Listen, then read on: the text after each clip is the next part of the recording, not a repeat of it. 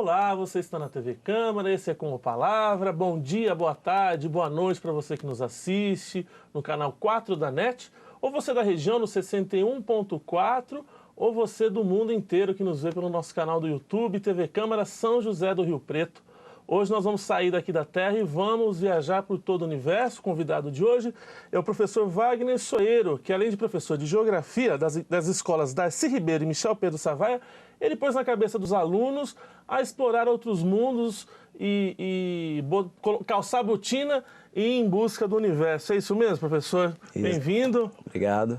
Professor, por que o universo fascina tanto o homem desde o começo lá? Por que olhar as estrelas é um hábito do ser humano desde lá do começo? Os indianos, os chineses? Isso vem desde a antiguidade, né? Em relação à posição dos astros, né? Sempre determinou o período de colheita, sempre determinou fases históricas, início, até mesmo religiões também, né? Sim. Foram definidas. Até hoje a gente tem a influência da astronomia, né?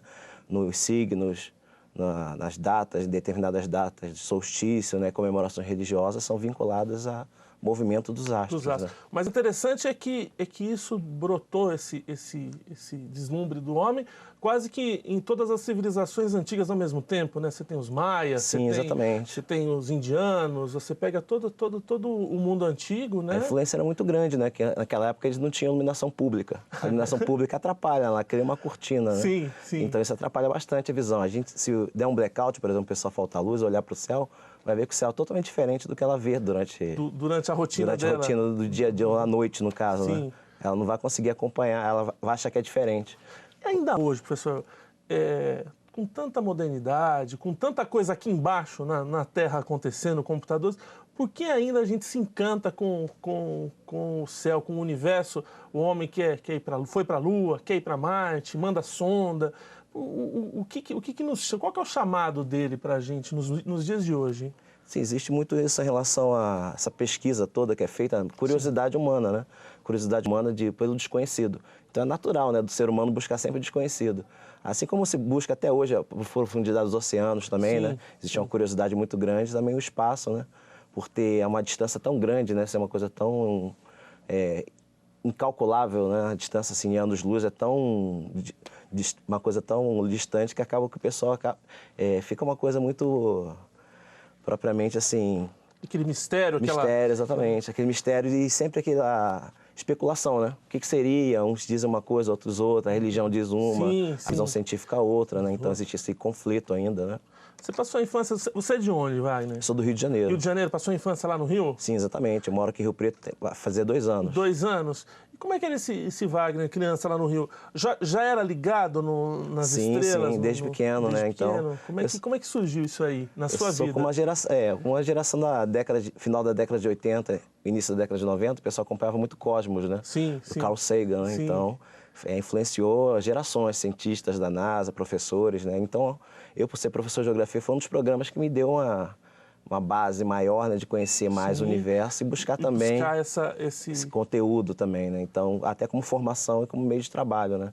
Hoje você dá aula de geografia para 2 escolas, a Darcy Ribeiro e a Michel Pedro Savaia. Para que turma? Para que classe? Entre 6º e 9º ano. 6º e 9º ano. Exatamente. É o pessoal da nossa época, até a 8ª série, né? Exatamente. É a antiga 8ª série. A antiga 8ª série, que é o 9º ano hoje. Exatamente. E aí, cabe na sala de aula, como é que você fez esse link de trazer a astronomia para dentro da sala de aula? Como é que surgiu porque, isso? na verdade, eu já fazia parte de grupos no Rio de Janeiro, né? De 2 clubes de astronomia, pessoalmente. Então, conversando com os alunos, havia essa curiosidade, né? Como você mesmo falou anteriormente, né?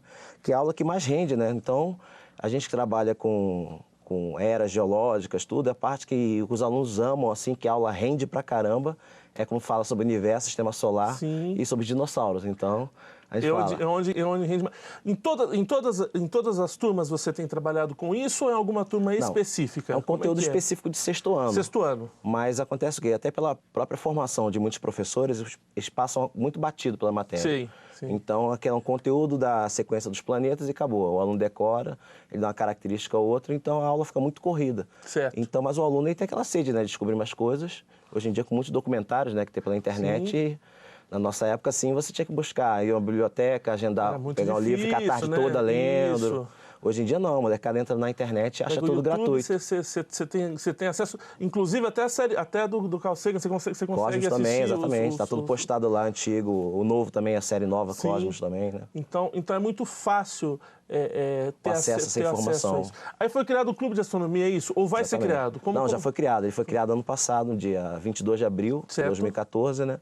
Com a busca, os alunos queriam, como a aula rendia muito e sempre eles me procuravam nos corredores, né, para perguntar mais coisas, mais dúvidas, a gente trocava livros, né, que tem muitos livros de astronomia, eu emprestava para eles, tudo, então sempre ficava aquele a mais, né, aquela busca a mais de conteúdo. E o clube são só para os alunos ou não? Ou se alguma pessoa interessada? O clube é aberto, a maioria são alunos, mas nós temos também membros assim esporádicos que aparecem, são pais, parentes, primos, vizinhos das escolas que não são meus alunos, mas que conhecem o projeto pela internet. E essas reuniões do clube são mensais?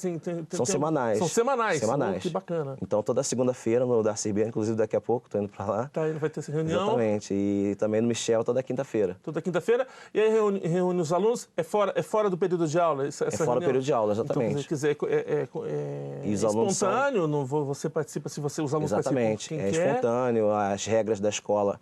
É uma reunião, na verdade, eu não sou professor do grupo. A gente senta e começa a debater, um aluno vai na frente, conversa, explica o que ele sabe. Então, o aluno tem uma determinada autonomia, mas não é só para aluno, né?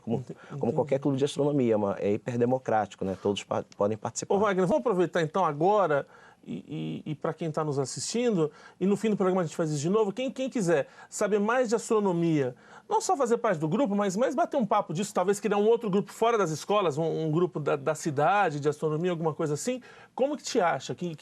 Pelo Facebook? No Facebook, exatamente, que é mais fácil? Pelo Clube de Astronomia Rio Preto. Clube de Astronomia Rio Preto? Rio Preto, CARP, né? CARP, isso. Ou então Wagner Soeiro, também que é o seu pessoal. Sim, exatamente. Que também o Wagner é com W, Wagner Soeiro, e quem tiver interessado, deixa um inbox ali, entra exatamente. em contato. O pessoal entra em contato, porque a gente também tem um grupo pelo WhatsApp. Entendi. Então, é um grupo do WhatsApp, inclusive, que são quatro grupos diferentes. Um deles é sala de aula.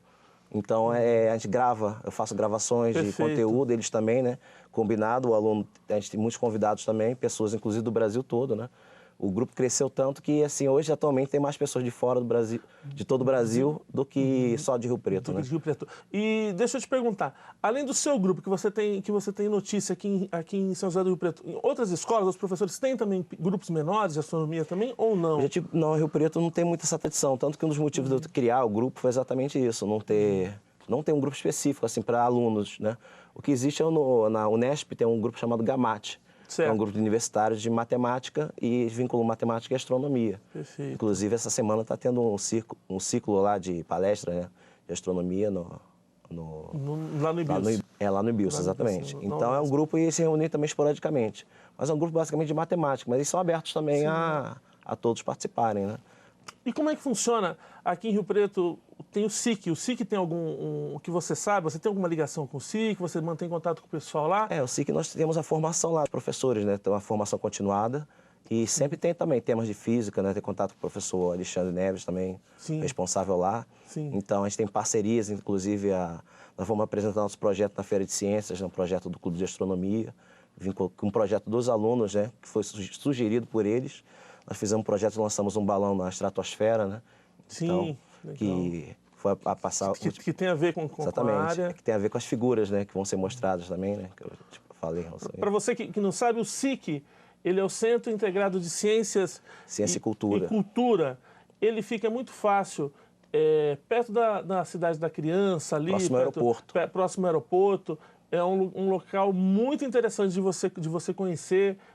Tem exposições e experimentos de física, matemática, e tem um observatório, né? Observatório, todas as quintas-feiras à noite. Todas as quintas-feiras, gratuito, é só chegar um pouco antes e participar. O professor Falsarella, que por muito tempo foi uma referência aqui em São José do Preto, acho que ele não está morando mais aqui, não sei se você conheceu. Não, conheço ele. A gente tive sábado com ele na observação da Lua. Entendi. Ele sempre foi uma fonte grande de astronomia, sempre foi apaixonado por isso aqui. Sim, ele é sempre quando eu falo de astronomia, todo mundo cita o nome dele. O nome dele, né?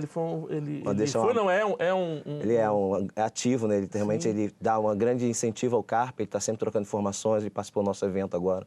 A gente fez um evento de observação da Lua no sábado. E ele levou amostras, né, de rochas lunares que ele tem. Ele tem um material bastante extenso, Ele é um grande colecionador também de material. E como é que foi com os alunos isso, assim?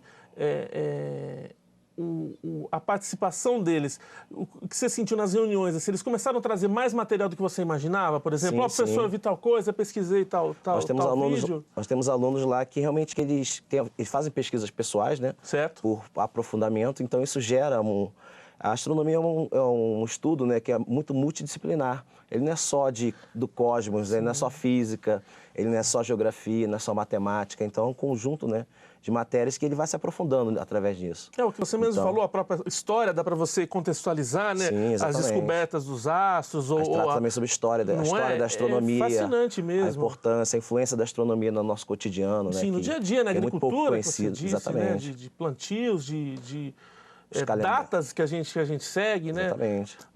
O programa hoje é gravado, é claro, e vai ao ar muitas vezes durante a programação. Hoje a gente está num dia importante, que é o início da primavera, né? Que é uma data astronômica também. Exatamente, bem citado, né? Todas as datas de mudança de estação são ligadas à astronomia, né? E a própria translação, né? A translação em torno do Sol, que vai fazer exatamente definição dessas datas. Né?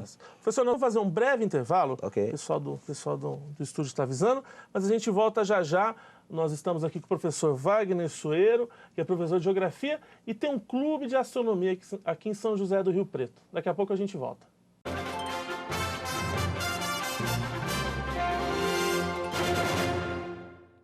Atenção, ajude a sua prefeitura a combater a dengue. Tampe sua caixa d'água, limpe as calhas, não deixe acumular água parada. Colabore com o agente de saúde do seu município. Se estiver com sintomas da dengue, procure uma unidade básica de saúde.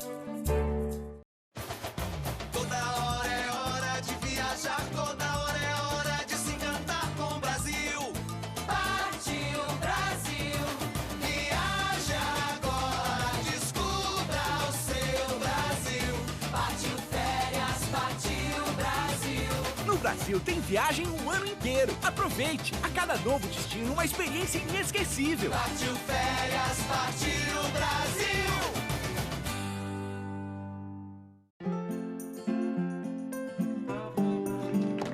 A mulher que continua amamentando após voltar ao trabalho merece reconhecimento. E a empresa que apoia esse gesto também. A amamentação diminui o risco de doenças na criança e na mulher. Por isso, o empregador incentive este gesto, oferecendo sala de apoio à amamentação, creche no local de trabalho e licença maternidade de 6 meses. Amamentação e trabalho. Para dar certo, o compromisso é de todos.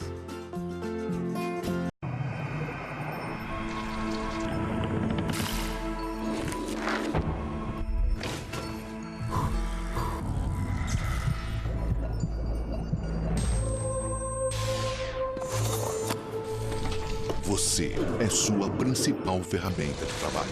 Por isso, empregador e empregado têm o dever de prevenir os acidentes de trabalho e preservar a vida. Com um ambiente de trabalho mais seguro, o Brasil avança para um futuro melhor. A medula que salva vidas não é tirada da sua espinha, e sim do osso do quadril ou do sangue, como uma doação. Você doa uma pequena quantidade que não faz falta. Seu corpo repõe fácil e volta logo ativa. E pronto, você salvou uma vida. Faça o cadastro no Hemocentro. Doar só depois. Quando houver alguém compatível. Junte-se a nós na batalha pela vida.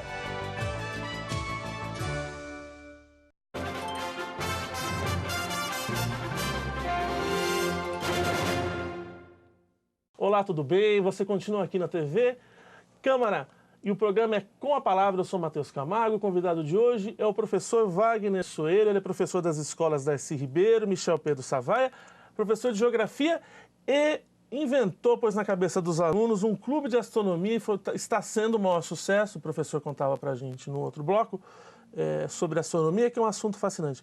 Professor, como hoje em dia uma pessoa normal, um jovem que não tem muito dinheiro, gostaria que o senhor explicasse em 3 passos, assim, porque não quer gastar nada.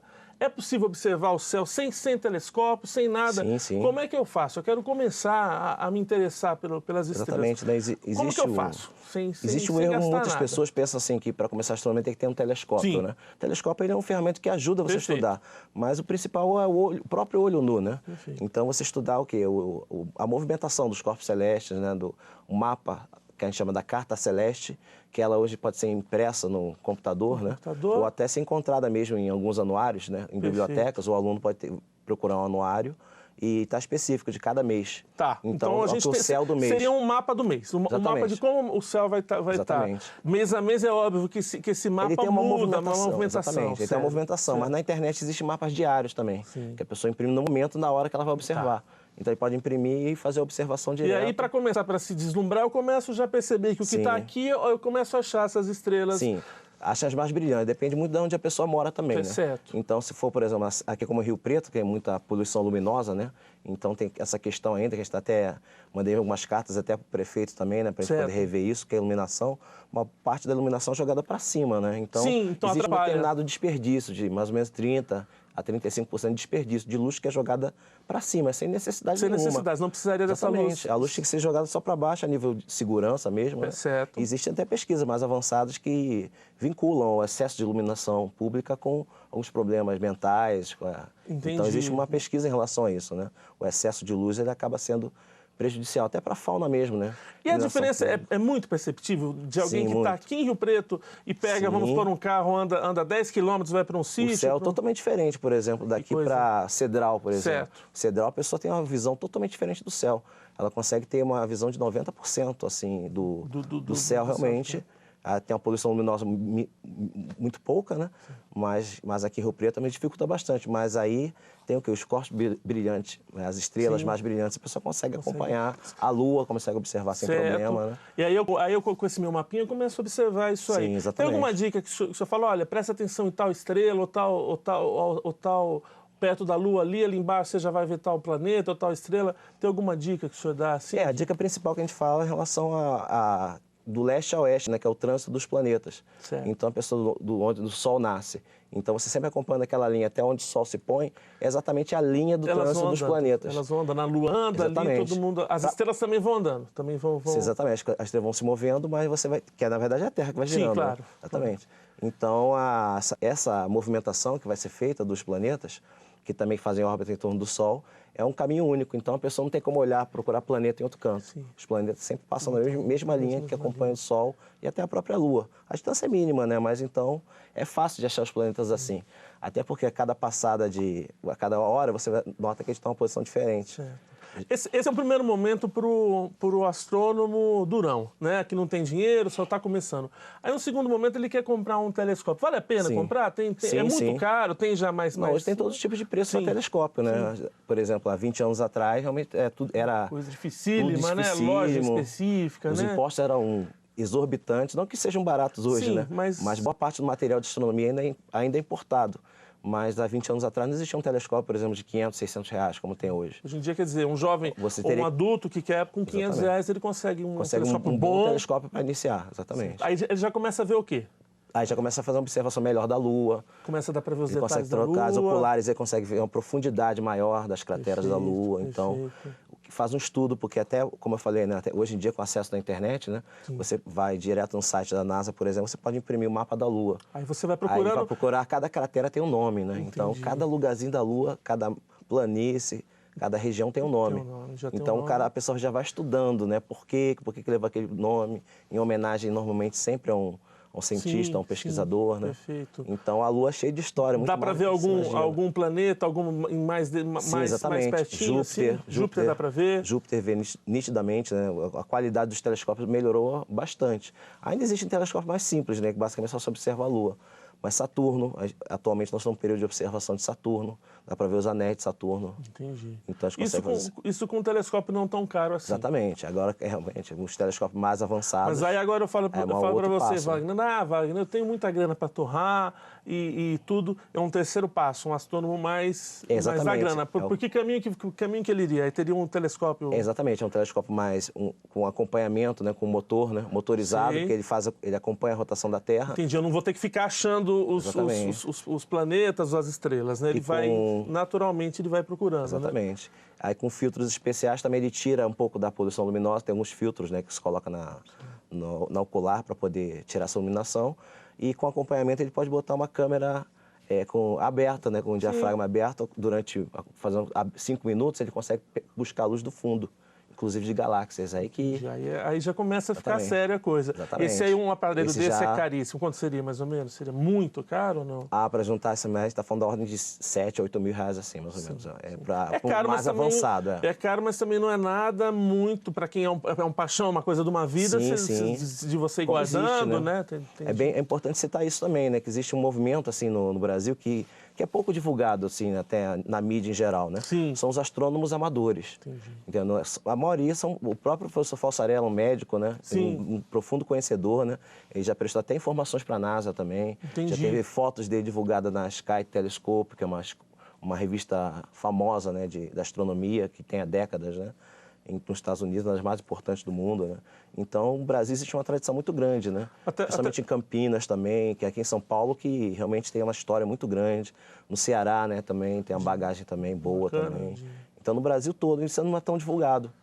Entendi. Então, como existe uma questão assim de colocar o Brasil num outro plano, né? Como se os Estados Unidos e a Rússia tivessem em primeiro plano e o Brasil está lá para trás. Não é bem assim, não. Tem muito brasileiro que ganha prêmios de fotos internacionais, com fotos premiadas, né? De corpos celestes, de galáxias, né? Que é possível tirar fotos de grande precisão e sem precisar de usar um telescópio como Hubble, né? Sei, coisas muito fantásticas. Aí tem o talento da pessoa, assim como o fotógrafo, né? Ele consegue foto. E a persistência, né? À noite, que é a noite normalmente é inverno frio, a pessoa tem que gostar muito e se adaptar aos horários, né? Que a gente fala assim, muitas pessoas me perguntam assim, mas você fica de madrugada acordado? Não, eu durmo cedo e acordo de madrugada. Acorda de madrugada, assim, aí volta a dormir. Existe um determinado, assim, todo mundo fala assim, então você fica a noite toda, você é um sonâmbulo. Não. Você vai fazer observação 3 da manhã, eu vou dormir 9 da noite para poder acordar 2 da manhã, preparar o material e fazer observação. Então, não altera tanto a vida da pessoa. Até porque o universo, e todos os planetas, estrelas e galáxias e tudo mais, ele não precisa ter uma reforma agrária, que tem para todo mundo, né? Sim, exatamente. O céu é democrático, né? Então... Até porque, professor, eu acredito que o tanto de gente que tem olhando, mesmo se somar tudo, deve ser um ângulo muito pouco, tem muita coisa para ser vista, ser descoberta, né? Sim, exatamente, né? A gente faz pesquisa de astronomia amadora, né? Então a gente tem uma determinada limitação, mas os radiotelescópios, né, mais modernos, eles conseguem enxergar bem além do que existe da nossa visão do telescópio óptico, né?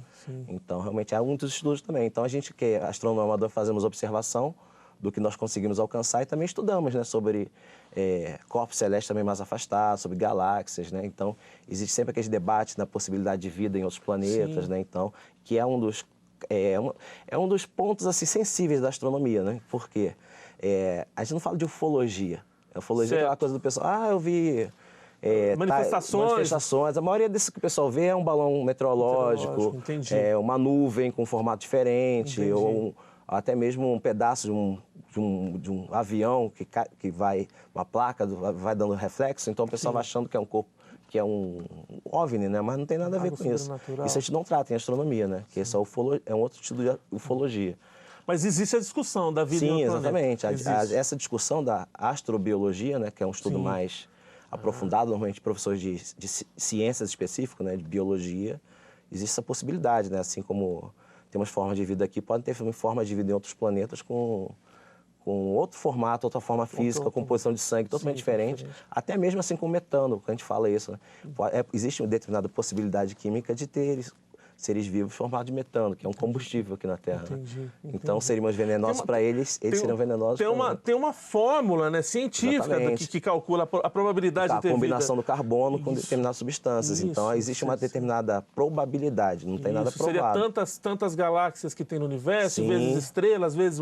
É uma forma científica, né? Exatamente. É uma estatística, né, que ela é comprovada pela posição, né, em relação às estrelas, a possibilidade da vida em determinados pontos, que a gente chama de exoplanetas, que são específicos, né, para ter a vida, a distância da estrela, a possibilidade de ter água. Então, isso tudo é calculado, né?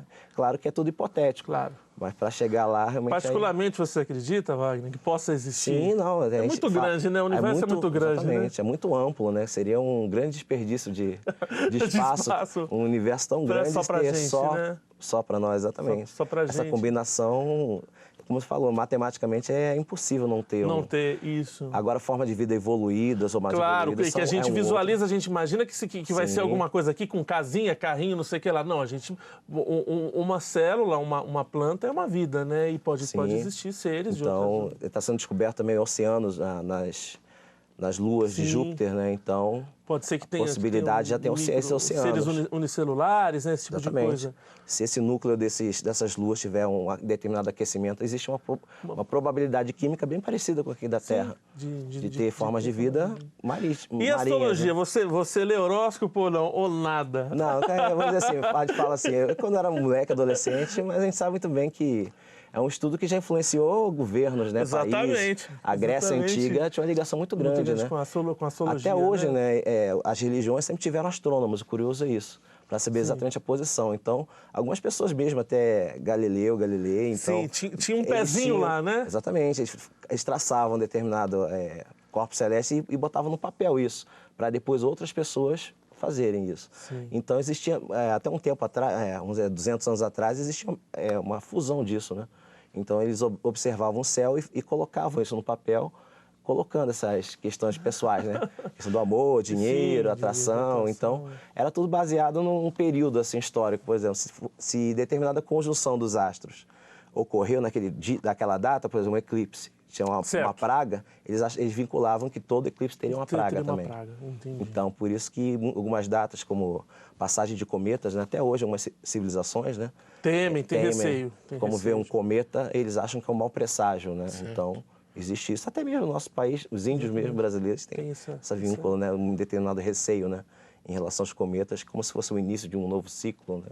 Entendi. Então... Wagner, vamos deixar de novo o contato, quem quiser entrar em contato com o Clube de Astronomia das escolas S. Ribeiro e Michel Pedro Savaia, procurando no Facebook ou Wagner Soeiro, Wagner é com W, ou o CARP, Clube de Astronomia Rio Preto. Clube de Astronomia Rio Preto, e aí manda um inbox, manda uma... Exatamente, manda um inbox que a gente adiciona no próprio grupo e no WhatsApp também, quem for de outro país também, ou de outros estados do Brasil, pode participar também, até pelo WhatsApp, que a gente está sempre em contato. Existe um WhatsApp de bate-papo em geral e o de sala de aula. E um específico. Exatamente, que eu passo o conteúdo como é passado em sala para os alunos e também passo convidados, né? Recebe muito convidados também, pessoal de fora. Até pouco tempo também o André Amarantes, lá, que está fazendo mestrado na NASA também, na Universidade de Maryland, né? Ele participou também com a gente. Então, temos várias pessoas que contribuem, né? O legal é disso, que o astrônomo amador, como a paixão é muito grande, então compartilhar é o bom também. É o legal você aprender e ensinar, aprender e ensinar. A gente está sempre aprendendo e ensinando. Beleza, muito obrigado pela presença, espero que você tenha gostado. E nós conversamos hoje com o professor de Geografia e um dos fundadores do Clube de Astronomia aqui de São José do Rio Preto, o professor Wagner Soeiro. Você está na TV Câmara, a melhor programação de São José do Rio Preto e região. Obrigado.